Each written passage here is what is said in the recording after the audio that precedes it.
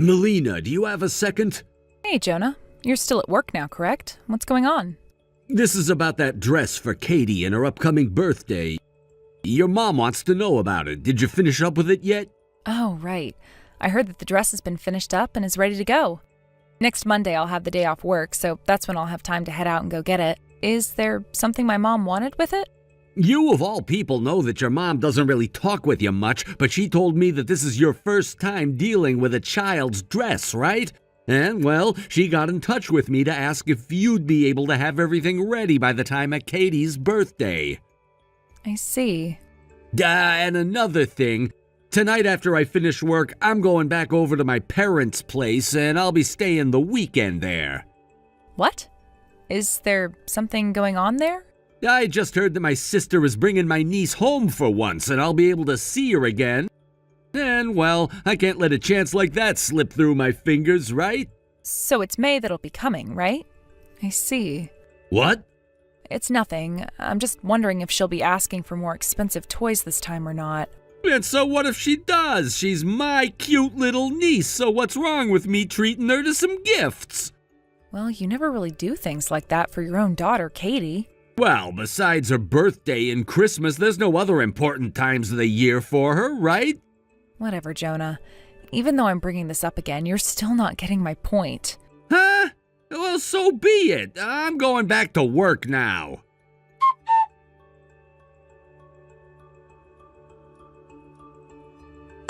Hey, Jonah. I just got a call from my mom saying that you went to go and get that dress for Katie. Huh? She asked me if I knew anything about you going out to get that dress, and I had no clue either. Oh, so she contacted you about that? Well, so be it. I was able to at least get it. What are you talking about? We already talked about how I'd be going out to get the dress on Monday once it was finished. And by the way, my mom told me that you told her you'd be taking that dress and going with it to your parents' house? What the hell are you wanting to do with it? Actually, today is May's birthday and all. Huh? May is celebrating her birthday today? Don't tell me you're taking that dress to her so that she can wear it today. That's what I'm doing, though. Are you kidding me? I was working on that dress with the help of my mom for Katie to wear at her birthday party next week. Katie hasn't even gotten to try it on yet. Katie has her birthday on the 15th, right? But May's birthday is on the 13th, which means she gets to come first. I know it's a little early, but this is when she wanted to celebrate. The choice was between saving this for Katie or using the dress right now as a present for May. So I chose May. I'll make sure to give the dress to Katie later, okay? Hold on a second. Did you ask for us to make that dress for May and not really for Katie? I already spoke to Katie about this, so it's fine, right? What? Katie knows about this? At first, Katie started to cry because she wanted it to be her dress and all, but then I told her that she's not my kid if she acts that way. I had to teach Katie a lesson for acting like that when May said that she wants to wear it too. After yelling at her a bit, she finally agreed to let me give the dress to May. What the hell? You're a dick, Jonah. I knew you'd say something like that, and that's why I told Katie to never tell you about it. I made the right choice. What the actual hell are you thinking, man? How about instead of taking the dress we were making for Katie and giving it to May, you go out and get a different dress for her birthday? You could have even asked us to make one for her too, and we would have. My sister told me that it would be a waste of money to get May a dress just to wear on her birthday this year. But if she didn't get one, I'd feel bad for the poor girl, all right? That's why I'll let May wear the dress that was meant for Katie. Don't you feel bad for Katie? It's not like I'll be giving this dress to May for her to keep, so stop getting all worked up like Katie was. My mom and I made that dress for Katie to wear. No matter how you look at this, you caring more about May is straight up wrong for you to do. I just got here, so stop it with all of that whining already. You really are an asshole, Jonah. I figured for some time now that you had something for May over Katie. But what you're doing now is completely screwed up. Your child isn't May, but Katie. Are you aware of that? Dude, Would you look at that? May is already dressed up in that cute little dress. So cut it out with all of that whining now. We're gonna start celebrating her birthday now.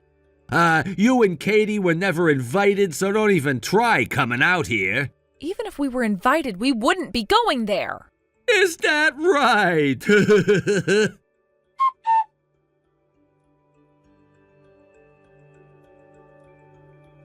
Hey, Melina. I just got back to the house, but what's up with this divorce paper?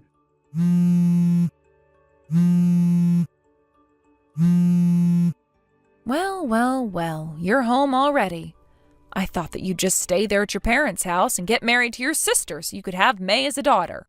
Huh? What are you going on about? Why would I ever want to do all of that when I already have my own house and daughter? I'm saying that we don't need a man like you in our family, when you never think about your own daughter nor care about her feelings. What? Wait, that was never my... Then why, Jonah?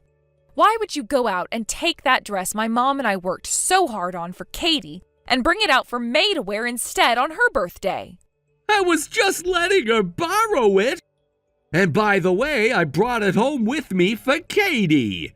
Listen, Jonah, my mom and I spent so much time working on that dress because my mom really wanted to make her granddaughter's day by giving her the best dress ever with me. But when you went out and grabbed that dress and then told my mom you would be heading over to your parents' house to go see your niece, you stomped on my mom's wishes and desires. What? Hey, come on now. I let her borrow it and took it right back afterwards. You don't have to understand what I'm saying, honestly. All of the people who are trying to help you get out of that messed up mind of yours are wasting their time trying to deal with you. That's why I've had enough. I am going to divorce you now. Both my mom and dad were furious about this, and Katie says that she hates you now. What? There's no way you're getting her trust back now, asshole.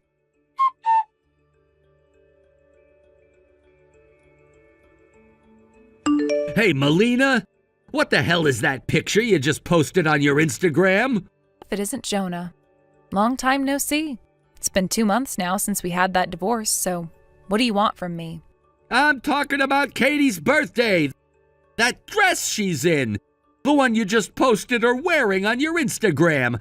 I can't really see her face, but that is Katie in that picture, right? Ah, you're on about that? Is there something wrong with this? That's totally different from the dress that May was in. Yes, it sure is. That's because my mom and I worked on making a completely new one for Katie.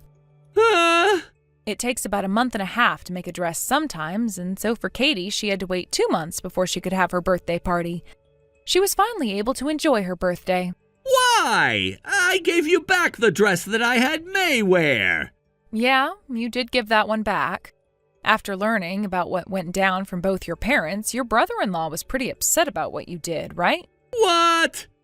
It seems that your sister got around $2,000 from her husband's parents to spend on May's birthday, which included getting her a brand new dress. But that $2,000, it ended up going towards your sister buying herself a new high-end bag, right? And when your sister came crying to you about it, she asked you to get her Katie's dress, right? After that had been found out by everyone in the family, both you and your sister were divorced and lost custody of your kids, right? And your parents disowned the both of you as well? I never thought that things would end up like this.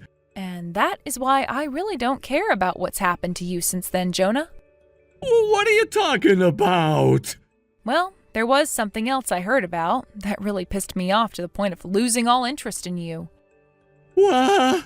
Your brother-in-law asked me afterwards about selling her dress to get some of the money back that his wife, your sister, had taken from him. And so with the help of him and his parents, we sold it, and I gave him the money. You what?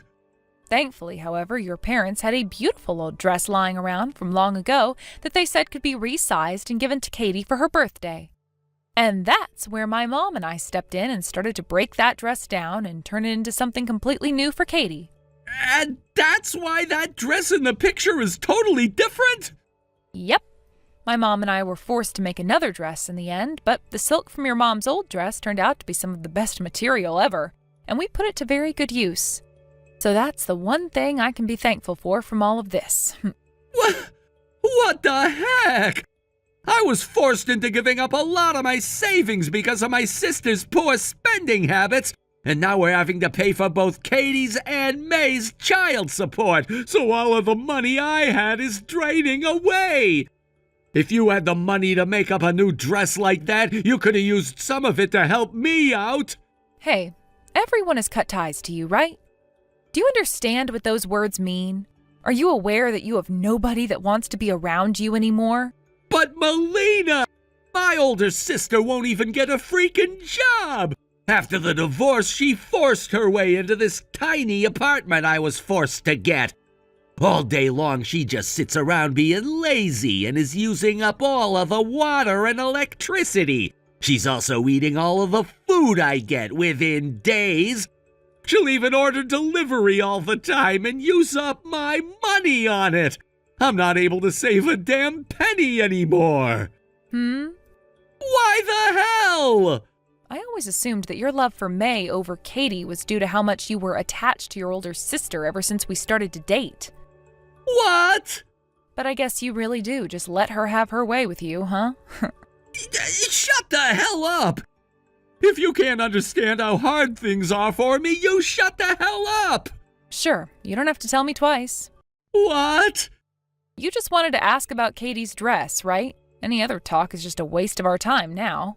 No, wait, I never really cared about my ex's life after the divorce anyway, so you sitting there going on and on about how things are going for you is kind of annoying me. No, wait a second! So, goodbye forever.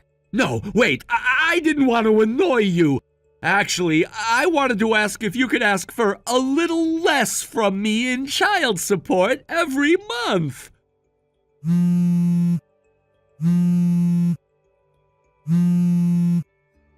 Hey, Melina!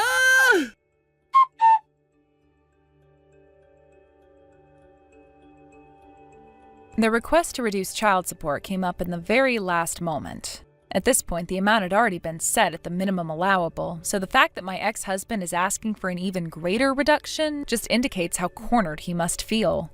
During our divorce proceedings, I sought help from a lawyer who handled everything on my behalf. The lawyer also conveyed a similar request from him, suggesting that I might be the reason for his financial struggles, saying, "Isn't it because he's been pampering your sister-in-law too much?" When this message was relayed back to him, I heard he had a rather stunned expression on his face. It was not long after that, however, that my ex-husband went completely off the grid. While he continues to pay the child support regularly, which allows me to manage my living expenses, I can't help but wonder about his current situation. I suspect he must be doing well enough to afford the payments, yet something feels off. Meanwhile, my former sister-in-law, left behind with no other options, came to the realization that she had to start working to support herself. She accepted a live-in position at a workplace, which must have been a significant adjustment for her. I can only imagine how difficult it must be for her, especially since she's not worked before.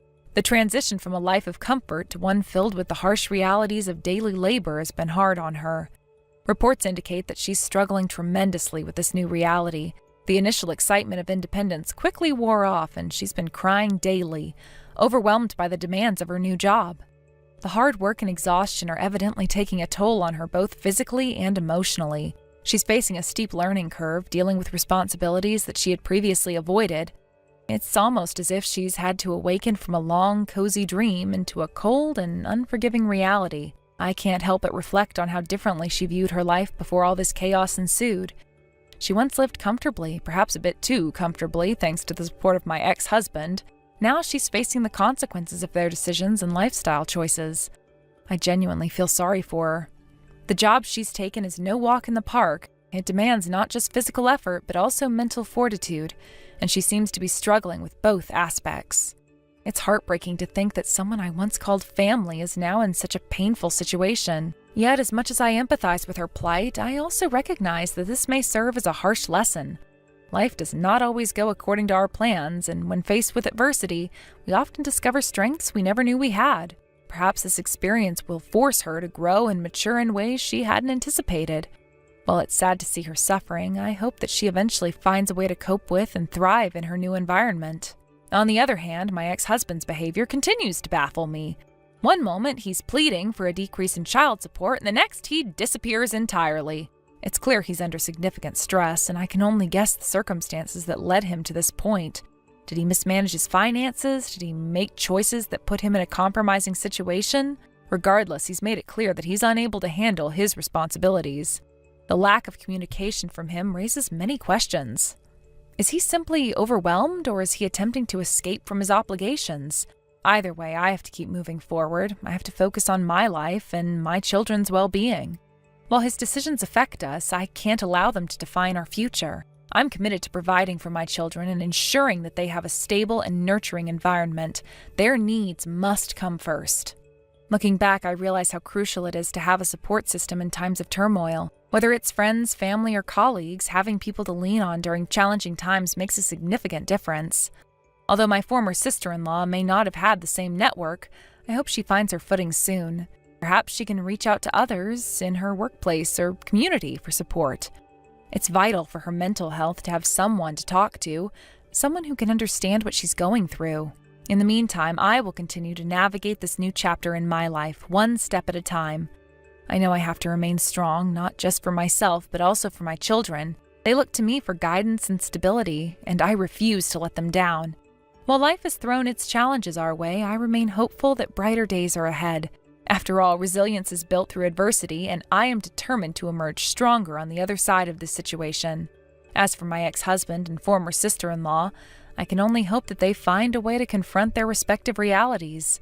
Life is filled with ups and downs, but it's how we respond to those challenges that truly defines us. Each day presents new opportunities for growth, and I trust that they will eventually come to understand that as well. Thank you for watching and listening. We hope you enjoyed the video. Don't forget to like this video and subscribe. Also, feel free to leave a comment about what you thought of the story. We look forward to seeing you at the next story. Thank you for watching. Please subscribe and hit the like button. See you next time.